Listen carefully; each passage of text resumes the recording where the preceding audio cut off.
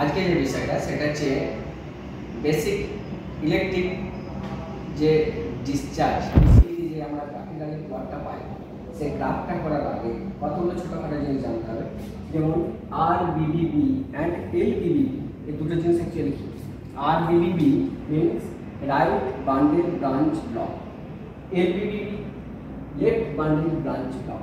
এই RBBB বা LBBB right bundle left bundle এগুলো ফাংশন কি, কীভাবে হার্টের স্ট্রাকচারটা যদি একটু দেখা যায় তাহলে এরকমভাবে দেখা যায়।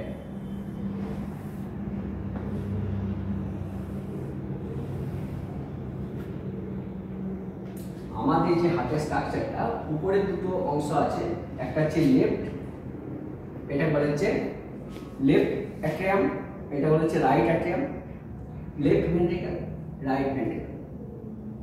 এই লেফট অ্যাট্রিয়ামে কি হয়, অক্সিজেনেটেড যে ব্লাডটা সারা দেহ থেকে আসে, যে ফুসফুস থেকে যে অক্সিজেনেটেড ব্লাডটা আসে ফুসফুস থেকে আসে, যে পালমোনারি ভেন্স আছে ফুসফুসে, সেই পালমোনারি ভেন্সের মাধ্যমে যে অক্সিজেনেটেড ব্লাডটা এসে কোথায় জমা হয় না লেফট বাম অলিনে জমা হয়। আর সুপিরিয়র ভেনা কোভা এখানে থাকে, ইনফিরিয়র ভেনা কোভা এখানে থাকে। এই সুপিরিয়র ভেনা কোভা আপার বডি থেকে আর ইনফিরিয়র ভেনা কোভা লোয়ার বডি থেকে ডিঅক্সিজেনেটেড যে ব্লাডটা সেটা এখানে কোথায় সঞ্চিত হয় না রাইট অ্যাট্রিয়াম। তাহলে লেফট অ্যাট্রিয়ামে হচ্ছে অক্সিজেনেটেড ব্লাড আর রাইট অ্যাট্রিয়ামে ডিঅক্সিজেনেটেড ব্লাড। তাহলে অ্যাট্রিয়ামগুলো কী করে, ব্লাডটাকে রিসিভ করে, ভেন্ট্রিকলগুলো কী করে, ব্লাডটাকে থ্রো করে। তা মানুষের এটা যদি একটা হার্ট হয় তাহলে এই হার্টটা কখন তৈরি হয়, বাচ্চা যখন মায়ের পেটে থাকে 6 সপ্তাহের মধ্যে 6 উইকের মধ্যে হার্টটা ফর্ম হয়ে যায়, তখন থেকে কিন্তু পাম্প করে চলতে থাকে। এই যে হার্ট এত পাম্প করে, পাম্পিং করা, হার্ট একটা কি অটোনোমাস একটা পাম্পিং মেশিন। তাহলে পাম্পিং মেশিনে যেমন একটা পাম্প করার জন্য তার একটা নিজস্ব ক্ষমতা থাকে, তাহলে হার্টের একটা নিজস্ব ক্ষমতা থাকে। মোটরের ক্ষেত্রে সেই ক্ষমতা আমরা ইউনিটটাকে এইচএফ করি, হর্স পাওয়ার করি। হার্টের ক্ষেত্রে যে পাম্পিং ক্যাপাসিটি তার যে ইউনিটটা সেটাকে আমরা ইজেকশন ফ্রিকশন বলি, যেটাকে আমরা ইকোকার্ডিওগ্রামের সাহায্যে জানতে পারি। ওপরে দুটো আছে রিসিভার, এরা ব্লাডগুলোকে রিসিভ করছে করে থ্রো করছে ভেন্ট্রিকলের দিকে।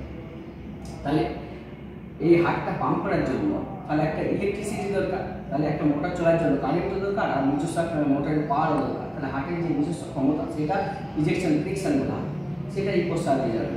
আর একটা জিনিস দরকার সেটা হচ্ছে হার্টের পাম্পিং করার জন্য বা একটা মোটর চলার জন্য ইলেকট্রিসিটি দরকার। তাহলে হার্টেও একটা ইলেকট্রিসিটির ব্যবস্থা আছে কোথায়, এর ঠিক উপরে একটা অংশ আছে, এটা বলছে এসি নোড, সাইনো অ্যাট্রিয়াল নোড। এই সাইনো অ্যাট্রিয়াল নোডে কি হয় না হার্টকে, এটা বলা হচ্ছে আমাদের natural pacemaker of human heart. যে কোনো হার্টের একটা ন্যাচারাল পেসমেকার বা একটা প্রাকৃতিক যে জেনারেটর, এটা হচ্ছে আমাদের এসি নোড। এই এসি নোড থেকে কারেন্টের ইম্পালসটা উৎপন্ন হয়। এর ঠিক নিচে যেখানে থাকে সেখানে হচ্ছে অ্যাট্রিও ভেন্ট্রিকুলার একটা জাংশন থাকে, যাকে বলা হচ্ছে এভি নোড। এভি, তাহলে এসি নোডে উৎপন্ন যে কারেন্টটা এটা উৎপন্ন হয় ওই এসি নোড থেকে কি হয় না সে এভি নোডের দিকে আসে। এভি নোড থেকে ভেন্ট্রিকলের দিকে যখন যাবে তখন ভেন্ট্রিকলের দিকে যাওয়ার সময় এটা দুটো অংশে ভাগ হয়ে যায়।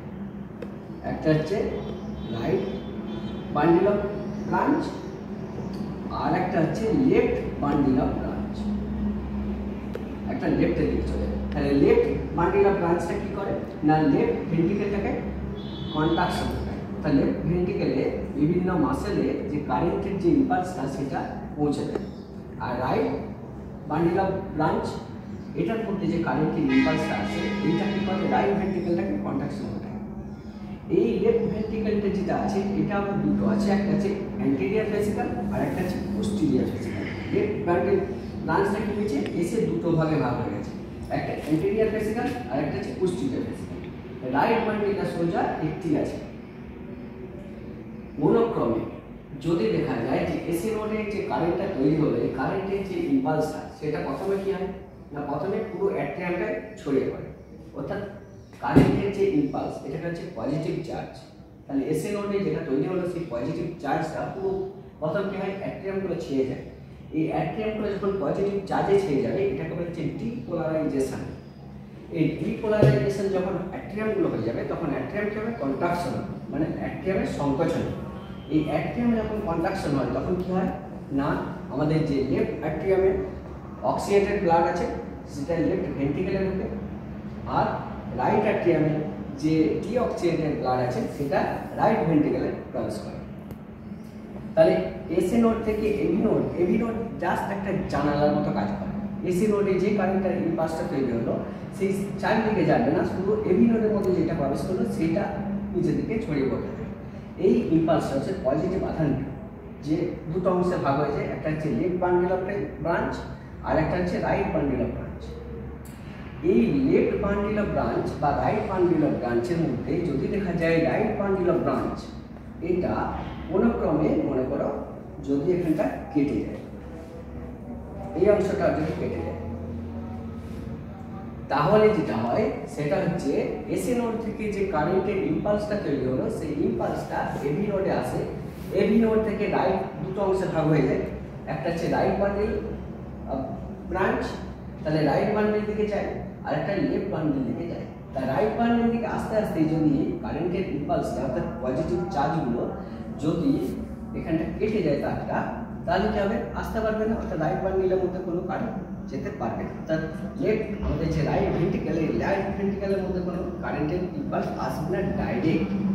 বাট আমাদের এসি নোডে যে কারেন্ট আছে সেই কারেন্টটা কি হবে এবি নোডে প্রবেশ করবে, লেফট বান্ডেলটা ব্রাঞ্চের মধ্যে দিয়ে কিন্তু পরিষ্কার আসবে। এই লেফট বান্ডেলটা ব্রাঞ্চের মধ্যে যখন লাইনটা আসবে তখন কি করবে লেফট বান্ডেল ব্রাঞ্চ তখন কি করবে লেফট সাইডটাকে ডিপোলারাইজেশন করবে। তাহলে এই অংশ ওটাকে কি করবে ডিপোলারাইজেশন করবে, ডিপোলারাইজেশন করার পরে সে ঘুর পথে আবার রাইট বান্ডেলের দিকে প্রবেশ করবে। তাহলে প্রথম লেফট বান্ডেল অফ ব্রাঞ্চ সেটা তো কাটেনি, রাইট বান্ডেলটা কেটে গেছে, তাহলে লেফট বান্ডেল ব্রাঞ্চের মধ্যে লাইনটা আসবে, এসে অ্যান্টিরিয়র ভেসিকলের মাধ্যমে কিছুটা উপরে যাবে, আর পোস্টেরিয়র ভেসিকলের মাধ্যমে কিছু অংশ কি হবে রাইট বান্ডেল ব্রাঞ্চের মধ্যে ঢুকে যাবে। যার ফলে কি হয় এবং এটা এত কুইক ঘটে, কারেন্টের velocity is equal to light velocity, আলোর গতিবেগের সমান কারেন্টের গতিবেগটা।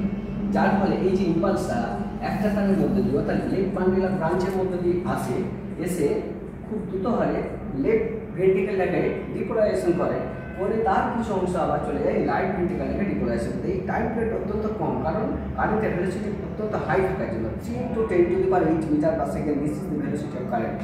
যার ফলে কি হয় সঙ্গে সঙ্গে আবার সে রাইট বান্ডেলটাকেও রাইট ভেন্ট্রিকেলটাকেও ডিপোলারাইজেশন করে যায়। যার ফলে কী হয় মানুষ তেমন করে বুঝতে পারবে, অর্থাৎ দুটো ভেন্ট্রিকেল একসঙ্গে কী হয় না কন্ট্রাকশন, এই একসঙ্গে কন্ট্রাকশন হওয়ার ফলে মানুষ তেমন কোনো প্রবলেম হয় না। যদি দেখা যায় যে একটা মানুষের রাইট বান্ডেল ব্রাঞ্চ ব্লক আছে, কিন্তু যদি যে তার কোনো সিমটমস যদি না থাকে, যদি সিমটমস না থাকে মানে হঠাৎ করে ব্যক্তি অজ্ঞান হয়ে পড়ে যায়নি, হঠাৎ এই সিমটমসটা কি একটা তার যদি কেটে যায় এই লক্ষণগুলো কি হয় না হার্টের যদি একটা রাইট বান্ডেল ব্রাঞ্চটা যদি ব্লক হয়ে যায়, এটা হচ্ছে রাইট বান্ডেল ব্রাঞ্চ ব্লক, মানে রাইট বান্ডেল যে ব্রাঞ্চটা ছিল সেটা একটা মাঝে কেটে গেছে।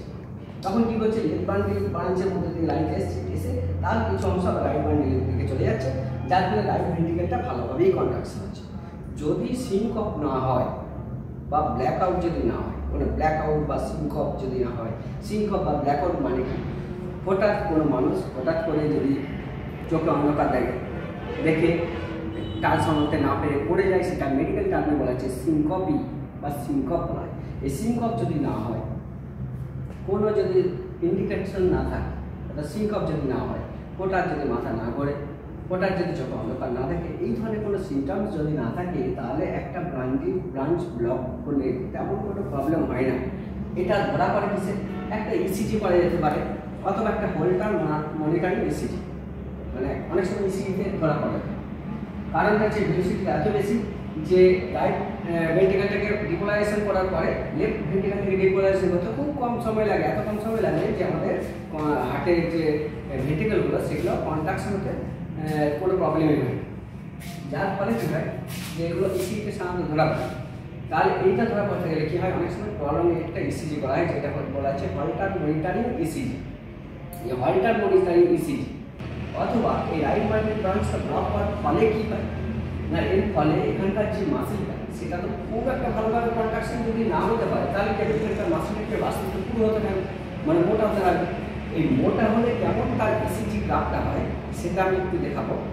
1 নম্বর যে কীভাবে আমি বুঝবো, ইন্ডিকেট করবো ইসিজি কীভাবে কী গ্রাফটা পাবো। এই যে যিনি রাইট বান্ডিলে একটা তার কেটে গেছে, এর গ্রাফিক্যালি যে প্লট, ইলেকট্রিক্যাল পিকচার হাটে, এই ইলেকট্রিক্যাল পিকচারটা যে গ্রাফিক্যালি প্লট সেটা আমি ইসিজির মাধ্যমে কীভাবে জানতে পারবো যে তার আরবিবি হয়েছে, রাইট বান্ডিল ব্রাঞ্চ ব্লক হয়েছে, মানে আরবিবি রাইট বান্ডিল ব্রাঞ্চ তারটা কেটে গেছে, এটা বুঝবো কী করে।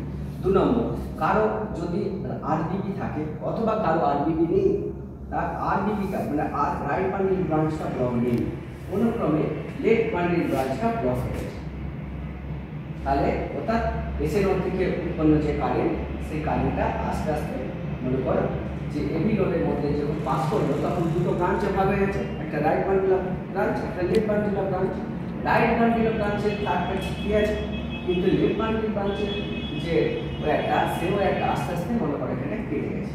যদি কেটে যায় সেক্ষেত্রে কী হবে দেখি না, সেক্ষেত্রে যে ইসিজির গ্রাফটা আমি কেমন পাবো, এই অংশটাকে বলছি এলবিবি লেফট বান্ডিল ব্রাঞ্চ ব্লক, কারণ লেফটের তারটা গেছে।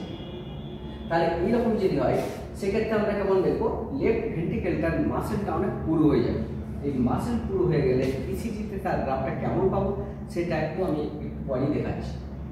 2 নম্বর যেটা সেটা মনে করো যে যদি লেফট বান্ডিল কারো ব্রাঞ্চ ব্লক আছে, অর্থাৎ লেফট বান্ডিলের তারটা কেটে গেছে, রাইট বান্ডিল ব্রাঞ্চের তারটাও কেটে গেছে, সেক্ষেত্রে কী হবে না, এসি নোড থেকে উৎপন্ন যে কারেন্টটা সেই কারেন্টের যে ইম্পালস সেটা এবি নোডে পৌঁছাবে, এবি নোড থেকে ভেন্ট্রিকেলে আসতে পারে। অর্থাৎ আমাদের অ্যাট্রিয়ামের মধ্যে কিন্তু যে কারেন্টের ইম্পালস সেটা থাকছে উপরের চেম্বার থেকে নিচের চেম্বার আসার যে কারেন্টের রাস্তাটা, সেই কারেন্টের রাস্তাটা যদি পুরো আউট হয়ে যায়, এলবিবি আরবিবি একসঙ্গে যদি হয়ে যায় তাহলে কি হবে, উপরের চেম্বারের সঙ্গে নিচের চেম্বারের যে কারেন্টের যে কন্ডাকশন সেটা আউট হয়ে যাবে। এক্ষেত্রে কী হবে, এক্ষেত্রে যেটা হবে সেটা হচ্ছে উপরের চেম্বারগুলো কন্ডাকশন হলেও নিচের চেম্বারগুলো কন্ডাকশন হবে না।